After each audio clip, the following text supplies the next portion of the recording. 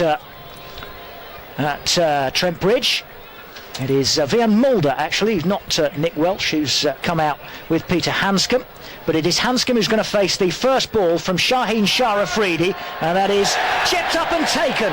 First ball, AFRIDI's at it again. It's taken by Alex Hales at mid-on. It's as simple a catch as you could ever wish to see off the first ball from Shaheen AFRIDI, who took 4 the other night in the first. I think another precious top ball. That pressure on Roman Walker now is just being turned up. 24 off 11, AFRIDI in, bowls, hit up in the air, high up in the air. Now then, can Alex Hales come round and take the catch? It's wonderfully held by the skipper. Wonderful. Clock's down here. We'll sort out for who's gone off. Might be Carter who hurt his hand, of course. Here is AFRIDI bowls, and Mikey Finan has got off the mark. First ball. Wide Yorkers, really, from Shaheen AFRIDI. Interesting just to get the thoughts of Alex Hales, however this turns out, how he's coped and found captaincy. AFRIDI bowls, and, well, Vian Mulder with a predetermined plan, instructed to swing or bust. Anything you get is a bonus.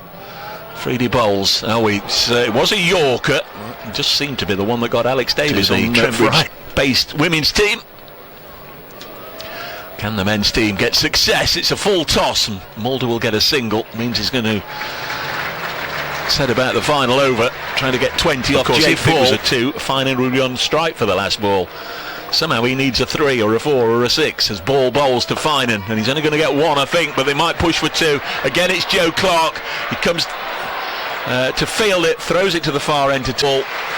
Notts posted 168 for 8.